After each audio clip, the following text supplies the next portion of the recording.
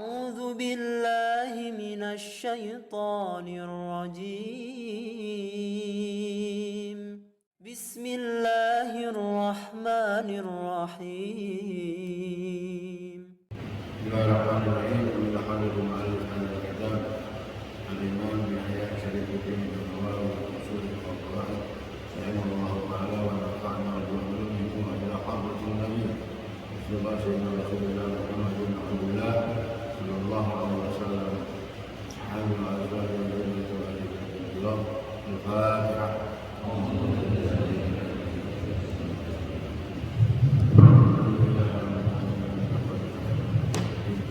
إياك نعبد وإياك نستعين صراط الذين أنعمت عليهم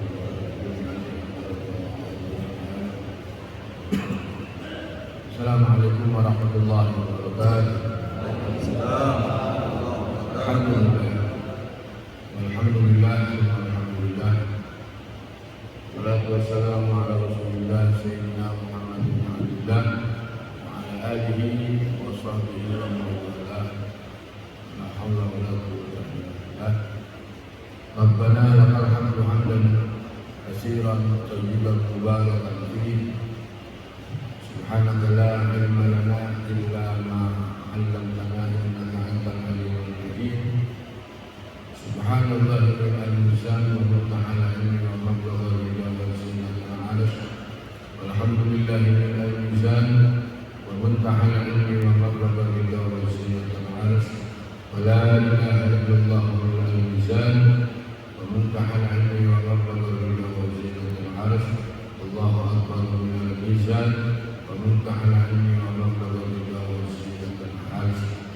رب اشرح لي صدري ويسر لي أمري واحلل عقدة من لساني يفقهوا قولي. ولا حول ولا قوة إلا بالله العلي العظيم. أما بعد. Al-Mukarramun, para tuan-tuan guru yang hadir, para tuan-tuan haji yang disebut dan para masyarakat, ini khusus kepada orang tua kita, guru kita, Al-Ustaz, para sahabat guru yang musik, dan akhirnya Ustaz Sulaiman dan para DKM pengurus Masjid Al-Mubarakah As'adakullah. Alhamdulillah, puji syukur kita sampaikan kepada Allah Ta'ala di pagi hari menjelang terbit matahari, saat-saat diijabahnya doa. Alhamdulillah, kita masih hidup di masjid yang mulia ini dalam majlis yang mulia dengan niat talabul ilmi, syukran alhamdulillah, taqabbal minallah, dan niat untuk mencari keridhaan Allah Ta'ala, bersyukur kepada Allah Ta'ala, dan kita niat untuk duduk mendekatkan diri kepada Allah Ta'ala.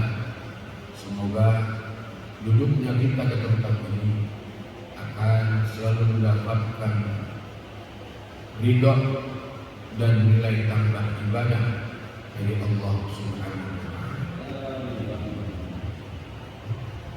Salawat dan salam tanpa kita sampaikan kepada Sayyidil Alamin wa Khairil Bariyah Muhammadur Rasulullah sallallahu alaihi wa alihi wasallam.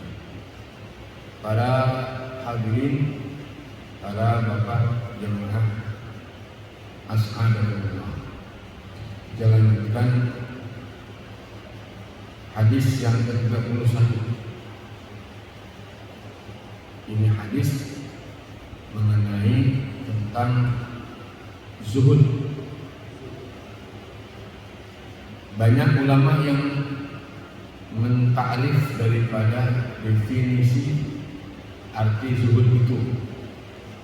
di sini dijelaskan langsung melalui hadis dari Rasulullah SAW yang datangnya dari Abil Abbas Sahal bin Sa'din As-Sa'idi radhiyallahu anhu. Bismillahirrahmanirrahim. Qala al-mu'allif rahimahullahu ta'ala wa nafa'na wa bi'ulumihi fid darin amin. An Abil Abbas Sahal bin Sa'din As-Sa'idi radhiyallahu anhu qala. Dari Abi Abbas Sahal bin Sa'id As-Sa'idi bangsa Sa'idi radhiyallahu anhu, moga Allah taala meridhai Abi Abbas Sahal bin Sa'id As-Sa'idi qala telah berkata, Ja'a rajulun ila Nabi sallallahu alaihi wasallam faqala. Jadi kata Abi Abbas, beliau katakan datang seseorang kepada Nabi sallallahu alaihi wasallam. Kemudian ini orang ngomong sama Nabi, nanya, Ya Rasulullah, wahai Rasulullah, dullani ala amalin idza amiltuhu ahabbani Allah wa ahabbani an-nas. Qala izhad fid dunya yuhibbuka Allah walhad fi ma indan nas yuhibbukan nas.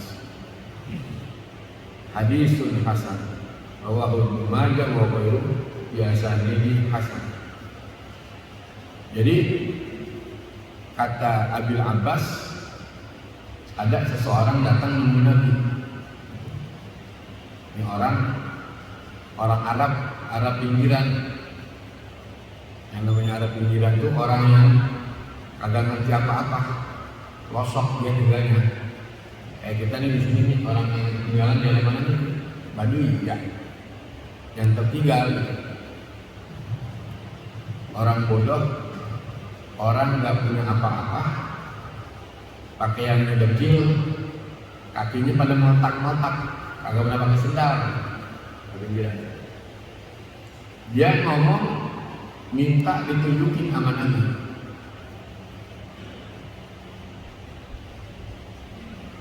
Dia minta ditunjukin amalan apa yang kalau aku kerjakan, Allah cinta kepadaku dan manusia juga cinta kepadaku. Kira-kira apa dia Nabi? Apa ya Rasulullah yang membuat Allah menjadi cinta kepadaku dan membuat manusia juga cinta kepadaku? Dullani ala amalin idza amiltuhu ahabbani Allah wa ahabbani an-nas. Faqala, Nabi jawab pertanyaannya orang Arab tadi. Kata Nabi, izhad fid dunya yuhibbuka Allah. Zuhudlah terhadap dunia, maka kamu akan dicintai Allah, kata Nabi. Zuhud. Apa sih zuhud? Nah, ini dia, makanya ulama banyak mengartikan zuhud itu. Artinya ada orang yang mengatakan zuhud itu bersyukur kepada Allah, nggak ada kufur kepada Allah Ta'ala, bersyukur ketika mendapatkan nikmat dari Allah Subhanahu wa Ta'ala. Ada juga yang mengatakan zuhud cukup terjaga, mampu memelihara dari perkara-perkara yang syubhat. Bukan hanya yang haram, yang syubhat mampu dia pelihara, apalagi yang haram. Jadi enggak merasa berlebih-lebihan di dalam perkara duniawi, zuhud. Makanya ada doa yang diajarkan sama Nabi Allahumma inni as'aluka nafsan mutmainnatan tu'minu biliqa'ika wa tarda biqada'ika wa taqnam bi'ata'ika. Jadi kata Nabi itu, ya Allah, aku meminta kepadamu, minta hati, jiwa yang tenang, kata Nabi. Nafsan mutmainnatan tu'minu biliqa'ik, dalam keadaan beriman ketika berjumpa denganmu. Wa tarda biqada'ik, dan selalu ridha dengan qada takdirmu. Wa taqna'u bi'ata'ika, dan qanaah atas pemberianmu. Jadi dikatakan qanaah Al-Hud 11-12. Artinya qanaah itu merasa cukup, bahkan menganggap lebih dari pemberian yang sedikit. Itu qanaah. Jadi menganggap lebih dari pemberian yang sedikit. Kalau kita kan menganggapnya lebih dari pemberian yang banyak, bukan yang sedikit ya. Balik kita mah. Jadi zuhud di dalam dunia, bukan menjadi budaknya dunia, gitu. Apa namanya? Kalau bahasa, bukan menjadi apa ya? Congor atau apa namanya sama dunia. Terlalu berlebih-lebihan di dalam dunia ini. Nah, itu yang membuat kita ini menjadi sulit untuk dekat dengan Allah Ta'ala. Terhalang karena dunia, terlalu kental dengan dunia, terlalu berlebihan di dalam mencintai dunia, sehingga banyak hijab di dalam diri kita itu. Terhijab dari Quran, terhijab dari qiyamul lail, terhijab dari zikir, terhijab dari salawat. Sulit untuk melakukan itu semua. Kenapa? Karena sudah mendarah daging dunia di dalam hati kita ini. Makanya kata Nabi di dalam hadis yang sahih, beliau sabdakan, hubbud dunya ra'su kulli khati'atin. Itu nasihat Rasulullah. Hubbud dunya ra'su kulli khati'atin. Cinta sama dunia itu kata Nabi sumber dari segala kesalahan. Bahkan Imam Ghazali, beliau memahami hadis ini dan mentafsir hadis ini. Kata Imam Ghazali, anna hubbaha ra'su kulli khati'atin fabudduha ra'su kulli hasanatin. Kata Imam Ghazali, Hujjatul Islam, beliau mengatakan, sesungguhnya mencintai dunia itu adalah sumber dari segala kesalahan. Dan benci fabudduha, dan benci terhadap dunia itu ra'su kulli hasanatin, sumber dari segala kebaikan, kata beliau begitu. Jadi kebalikannya Pak, orang kalau yang cinta dengan dunia justru sumber dari segala kesalahan sama dunia. Sebaliknya kalau orang menanamkan kebencian terhadap dunia, dunia ibarat di tangan aja gitu, di genggaman doang gitu, enggak masuk ke hati dunia. Yang repot kan dunia kalau masuk ke hati itu yang sulit. Kan saya capek dari dunia, kok tahu-tahu harus begitu maksudnya. Tapi kalau hanya dijadikan genggaman saja, ya sudah, titipan namanya. Kita punya harta titipan, dikasih kelebihan oleh Allah juga merupakan titipan. Yang bahayanya begitu, sampai dijadikan dunia itu masuk ke dalam hati kita. Jadi kata Imam Ghazali begitu, kalau orang menanamkan kebencian terhadap dunia itu, maka dia akan selalu mendapatkan kebaikan-kebaikan. Jadi semua memang sumbernya daripada dunia. Terlalu berlebihan di dalam mencintai dunia. Sehingga begini keadaan kita sebagai umat Islam. di akhir zaman. Masya Allah.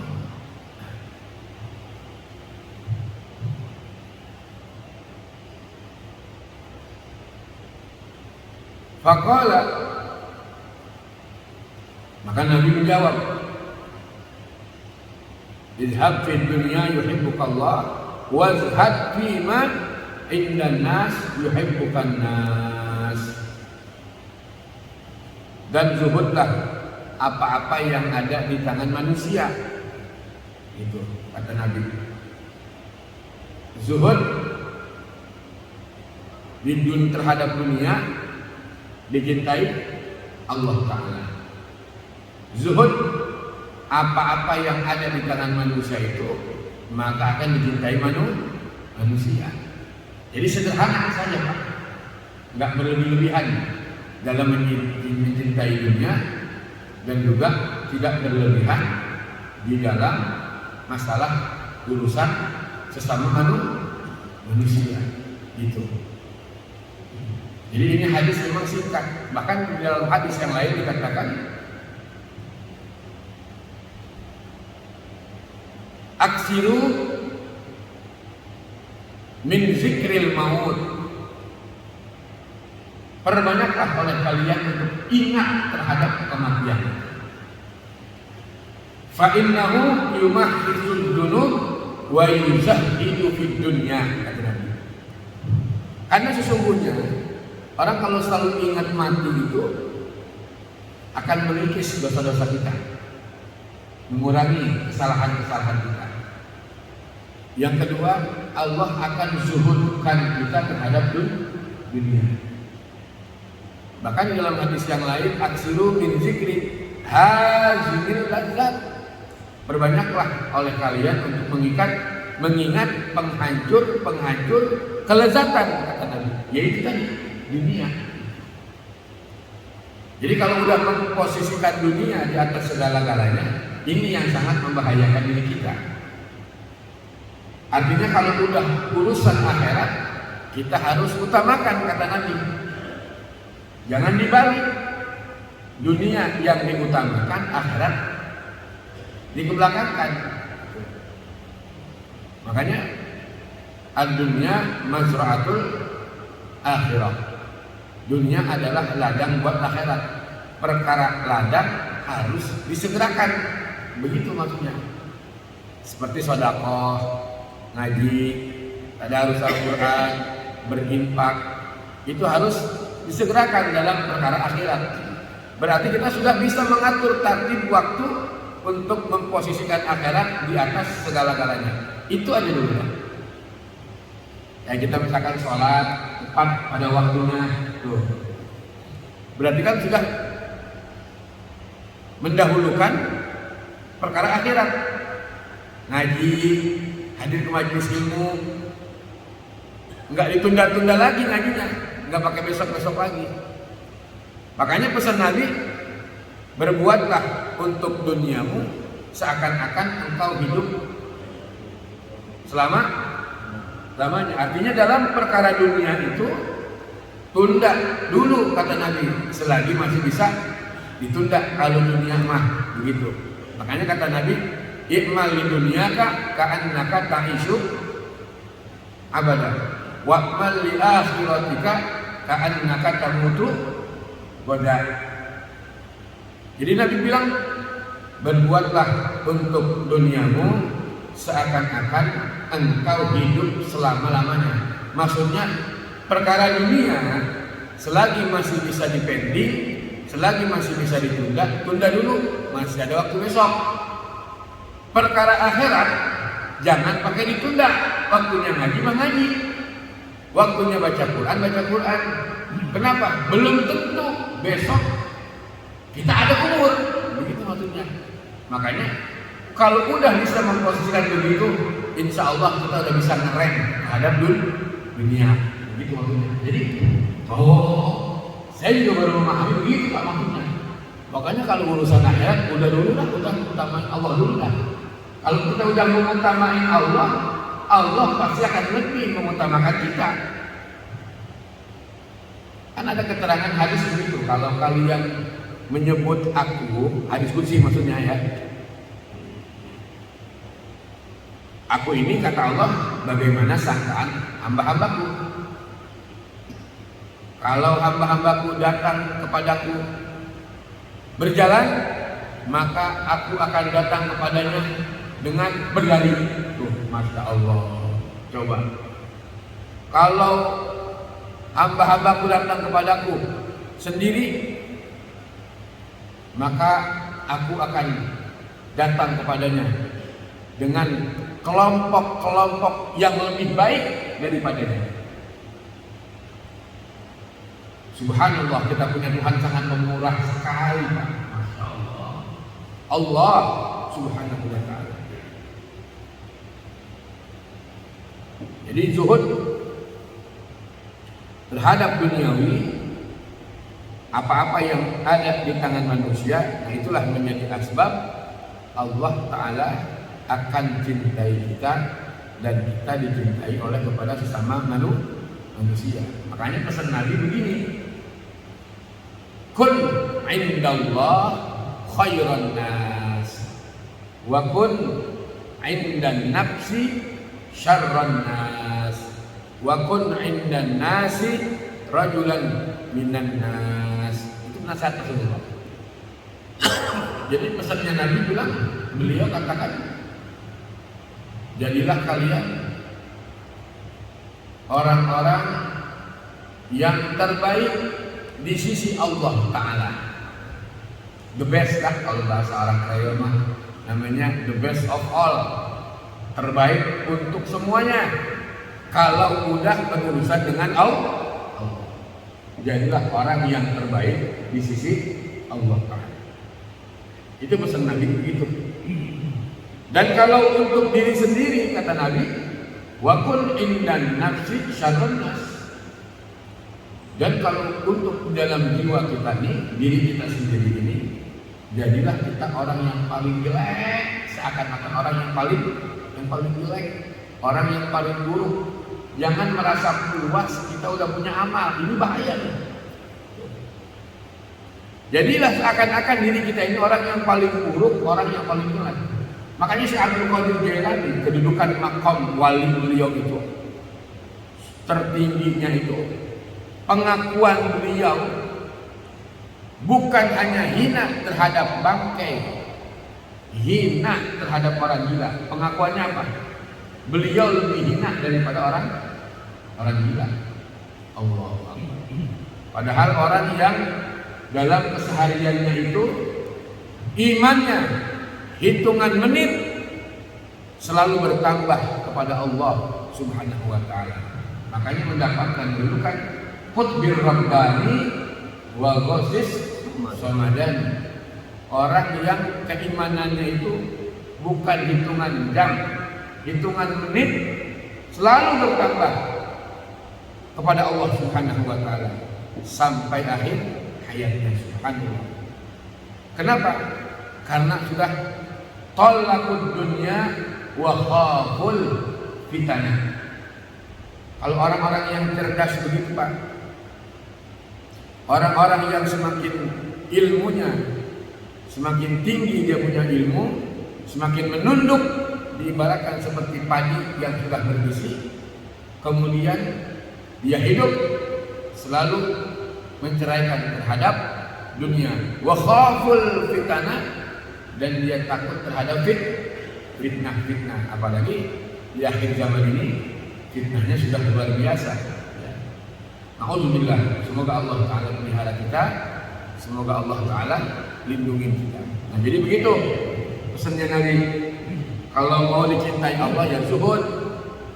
Zuhud tidak berlebih-lebihan di dalam urusan dunia.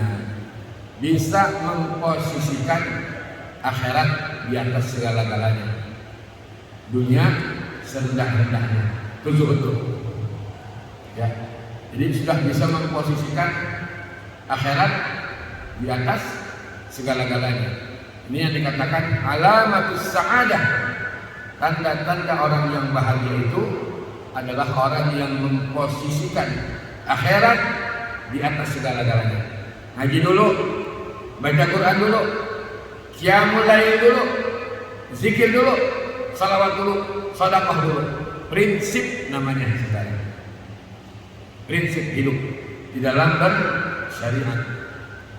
Karena kita ingin merubah diri kita, mohon maaf, dengan zikir, dengan wirid, tetapi tidak mempunyai prinsip hidup di dalam bersyariat, maka nol besar saudara.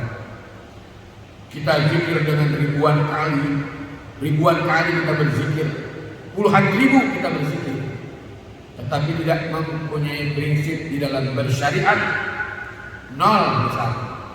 Kalau kita sudah bisa memposisikan prinsip kita di atas segala-galanya, insya Allah zikirnya akan ikut, salawatnya akan ikut, Qurannya akan ikut, qiyamul lailnya juga akan ikut. Jadi ada sebagian begitu mengatakan ulama, kudu punya prinsip.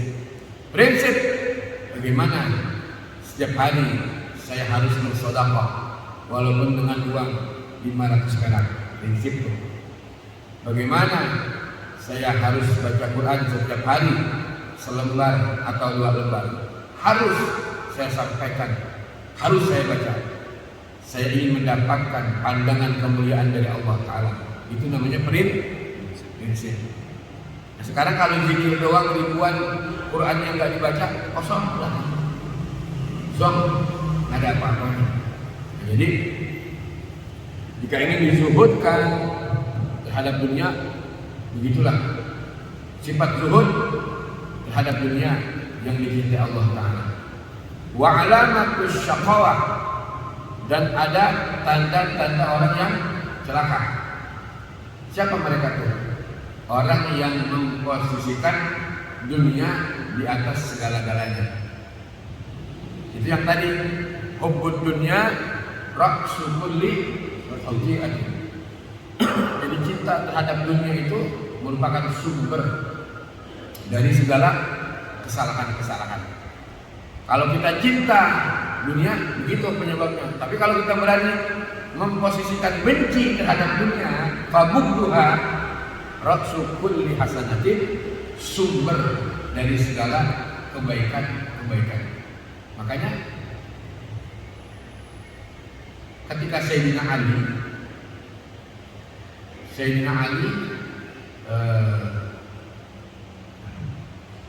ada Nabi bilang begini sama Sayyidina Ali, kata Nabi, ya Ali, wahai Ali, inna awliya Allah lam yanalu sa'atan rahmatillahi wa ridwani bi kasratil ibadah, walakin naluha bi sakhawatin nafsi wal istihanati bid dunya.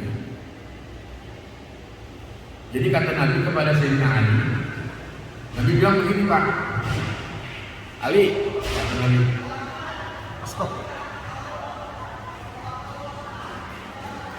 Ali, hai Ali,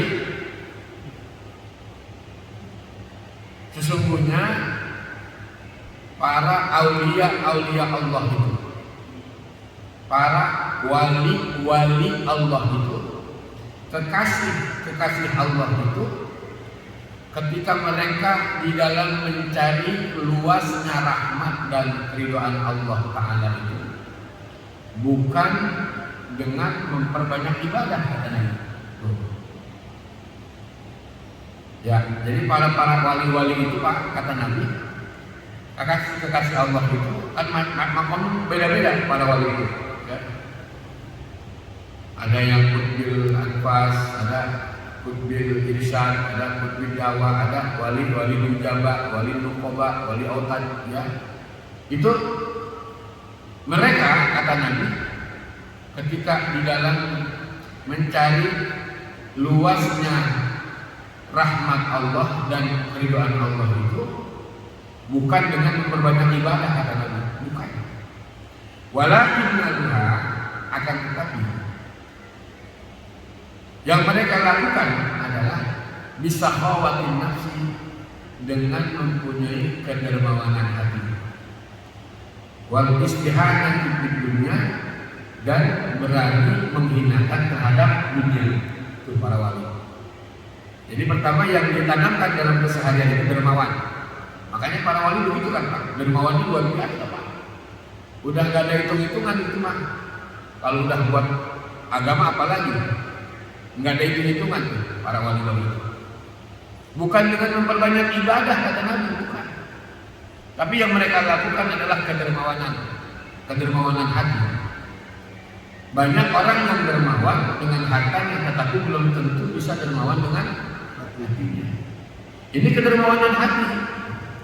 Kedermawanan hati mau dimaki, mau dihina, mau dicaci, mau diapain, udah sama seperti Nabi manhajnya gitu.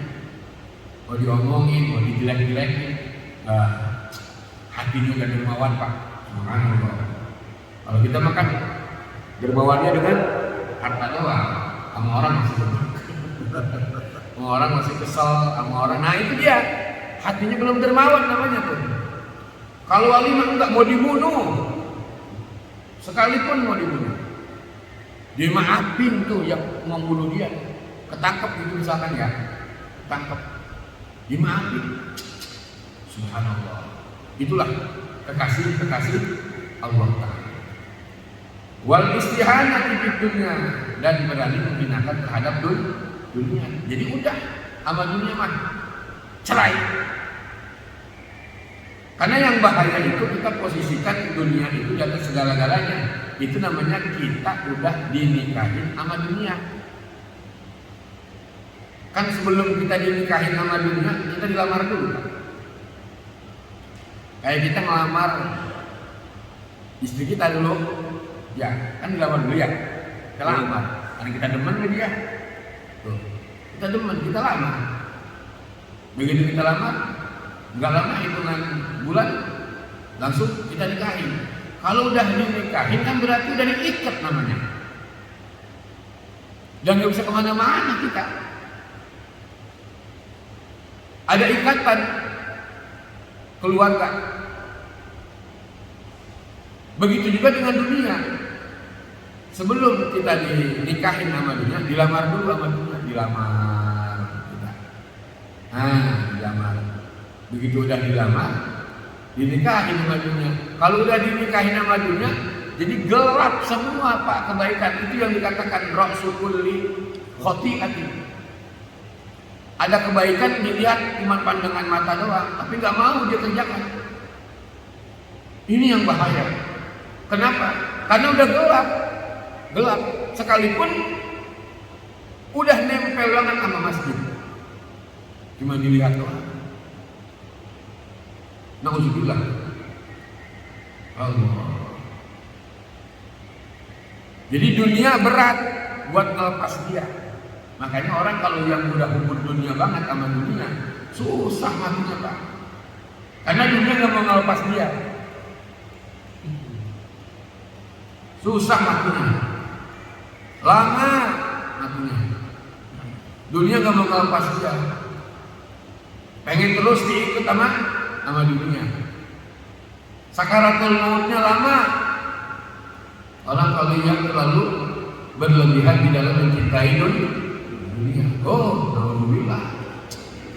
Masya Allah.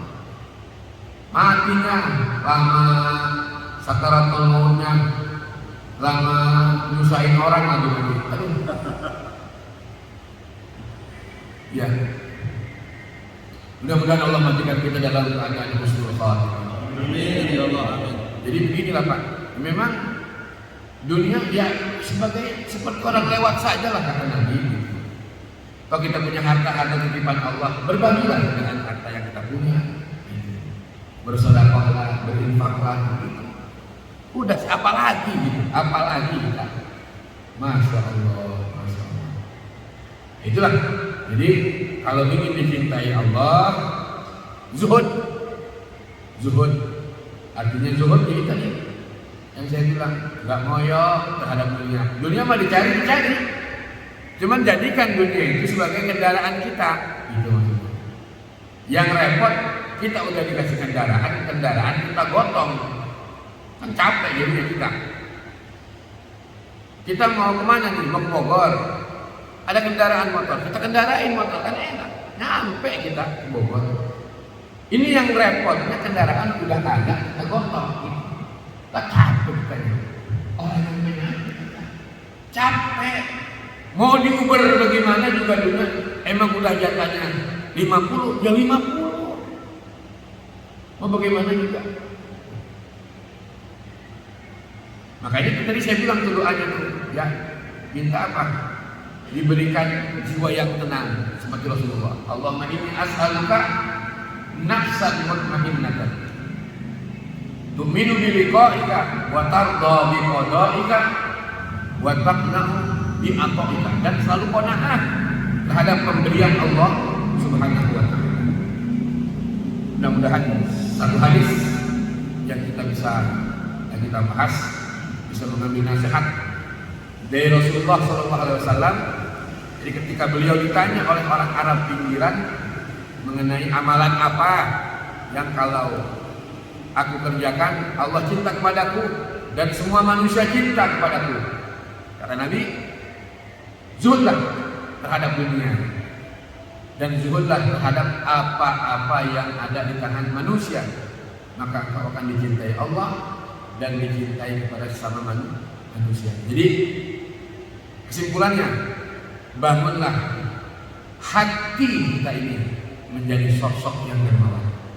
Bukan dermawan dengan harta yang kita punya, tetapi kedermawanan hati. Dermawan kalau hatinya dermawan, apapun dalam perkara akhirat pasti dia akan kerjakan. Dan dia akan selalu mengutamakan Allah Ta'ala, selalu memprioritaskan hak-hak Allah Ta'ala. Kalau kita udah bisa mengatur begitu, Quran kita baca setiap hari, berarti sudah ada ikatan kita dengan Allah. Selawat kita baca setiap hari, sudah ada ikatan kita dengan Rasulullah. Subhanallah. Nah, kalau kita udah bisa memposisikan begitu Pak, aman hidup kita. Aman. Aman. Kenapa? Karena kita bergaul dalam keseharian bersama yang maha kaya, yang maha melihat, yang maha pemurah. Subhanallah. Jadi enak hidup kita tuh. Zikirnya kita sudah atur, salawatnya sudah kita atur, amalan-amalan buat pulang ke akhirat sudah kita atur. Kenapa? Karena akhirat itu kata Sayyidina Abu Bakar, wal akhiratu zulmatun wasirajul lahu al amalu shalih. Akhirat itu gelap Pak nanti. Luar biasa kata Sayyidina Abu Bakar. Sampai di dalam itu dijelaskan oleh Syekh Nawawi, yang dimaksud dengan zulmah di situ adalah likasratil ahwali, karena saking banyaknya nanti manusia yang sengsara di akhirat, karena gelap. Jadi paling-palingnya kita mendapatkan kesengsaraan nanti di akhirat, kesulitan nanti di akhirat, penderitaan nanti di akhirat. Kalau sekarang masih ketawa-ketawa kita, cuman miniaturnya akhirat sudah Allah buktikan di dunia. Contoh begini Pak, satu RW ada, satu RW mati lampu jam 11 malam, 5 jam mati lampu. Gimana keadaan kira-kira? Coba dong. Nanti begitu tuh gambarannya akhirat, miniaturnya akhirat. 5 jam mati lampu jam 11, jam 12, 1, 2, jam 3, panas, nggak bisa tidur, gelap, gelap. Coba aja Pak, bayangin begitu tuh, bayangin begitu. Anak udah dengan dirinya, bini kita juga udah gelisah, anak kita gelisah, tetangga kita pada gelisah, coba mau buang air susah, mau air nggak ada. Itu baru hitungan jam Pak, hitungan jam, 5 jam kita udah menderita di dunia. Akhirat bukan hitungan jam, bukan hitungan tahun, ribuan tahun kita nunggu.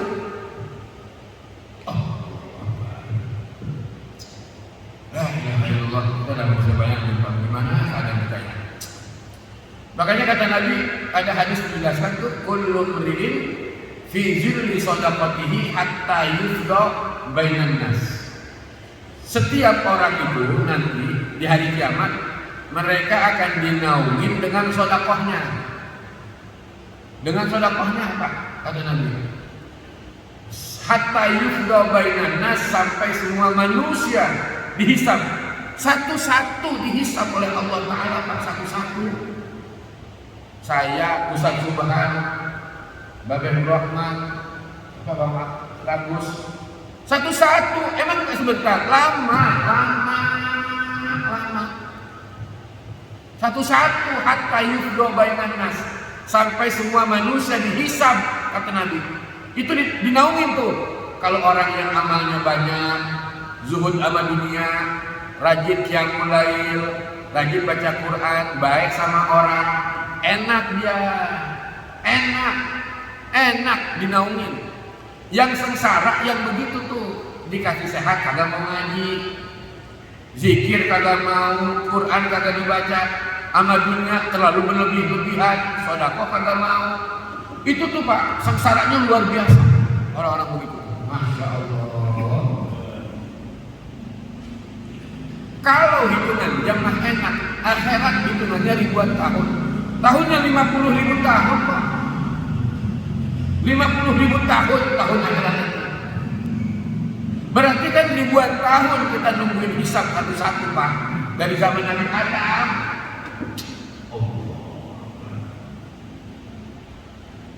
Satu-satu dari zaman Nabi Adam. Dihisab semua manusia ribuan tahun. Berarti nungguin kita. Ada yang nangis, ada di pojokan bingung mau kemana. Aduh.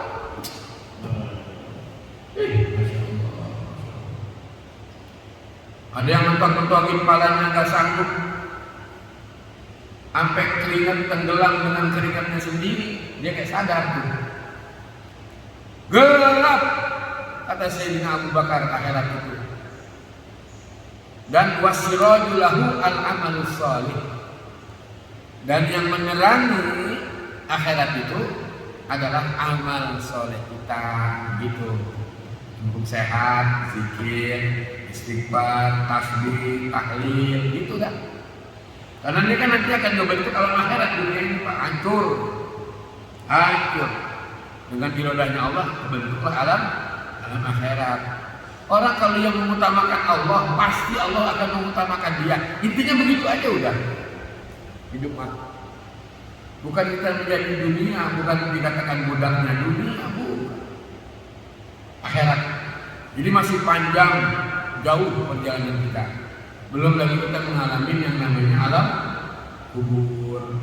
Alam yang keempat kita akan hidup juga, semuanya akan sama. Belum lagi nanti kita dibangkit. Jadi panjang perjalanan kita. Ayolah, udah ngapain lagi kita? Ngaji mah ngaji aja udah. Zikir mah zikir. Takwa kepada Allah dengan semampu kita. Tapi kita cari rahmat dan luasnya keridhaan Allah Subhanahu wa ta'ala.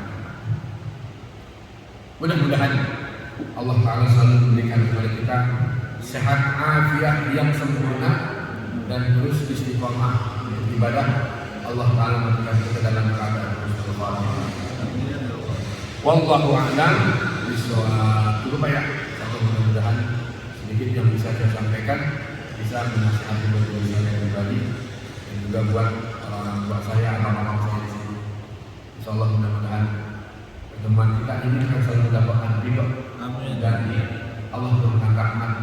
Allah Taala berkata Allah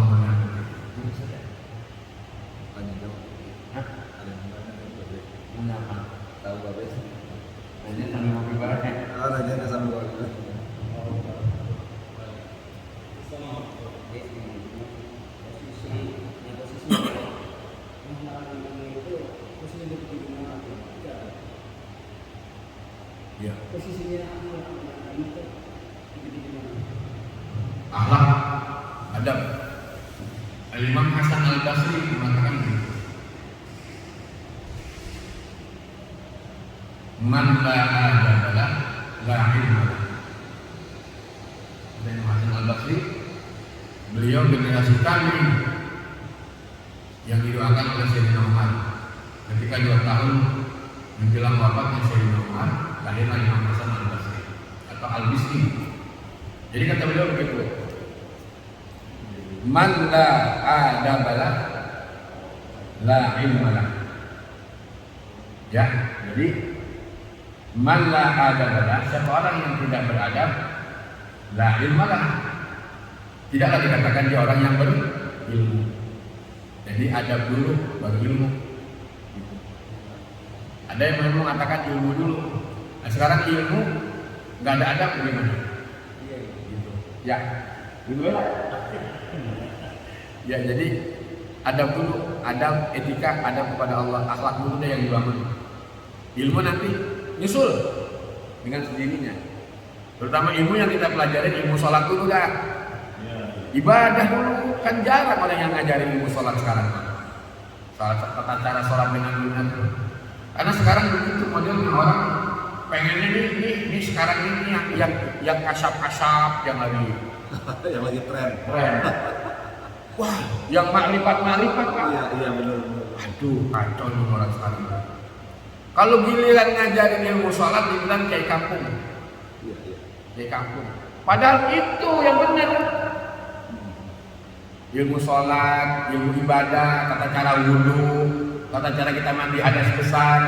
Itu Pak, itu dulu aja pelajari buat apa tadi ilmu iman. Betul. Buat apa? Ini kalau nggak begitu harus kasap kebuka bisa ngeramal ini. Aduh, berantakan. Itu beda. Adab dulu deh, adab dulu baru ilmu. Nah kalau kita jelasin lagi panjang. Intinya begitu dah. Saya ngejawab kalam daripada Al-Imam Hasan Al-Basri. Jadi malla adabalah la ilmalah. Siapa orang yang tidak beradab maka tidaklah dikatakan dia orang yang berilmu. Jadi kan kesimpulannya akhlak aja dulu deh, tasawuf dulu, adab dulu. Al-Fatihah.